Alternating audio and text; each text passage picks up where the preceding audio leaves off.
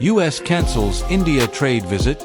Amid a strain in economic ties because of the increased tariff, a planned visit by a U.S. team to India for trade negotiations from August 25th to 29th has been cancelled and is likely to be rescheduled, sources told NDTV Profit on Saturday. The team was supposed to carry forward negotiations on the bilateral trade agreement between the countries, which is especially important now, given U.S. President Donald Trump's announcement of a 25% levy on Indian goods over Russian oil imports, in addition to the 25% tariffs he had imposed before. The negotiations would have been the sixth round of talks between the U.S. and India on the bilateral trade agreement, and their timing was also crucial because they would have been held around August 27th, when the additional 25% tariff is scheduled to take effect. They were also being held ahead of the fall or September-October timeframe that was being targeted for the finalization of the agreement. The sources said, however, that the talks are most likely to be rescheduled.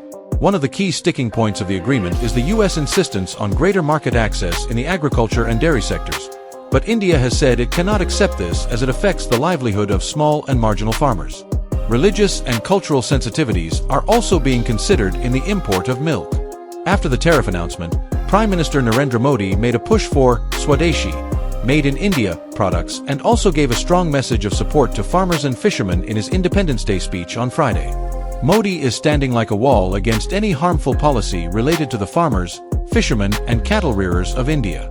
India will never accept any compromise regarding its farmers, its livestock rearers, its fishermen, he said during his address from the Red Fort.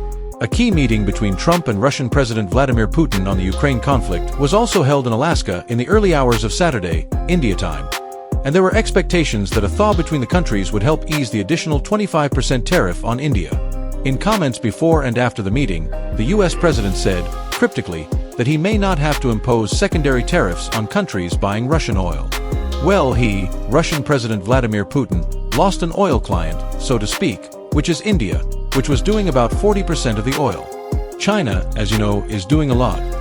And if I did what's called a secondary sanction or a secondary tariff, it would be very devastating from their standpoint. If I have to do it, I'll do it. Maybe I won't have to do it, Trump told Fox News.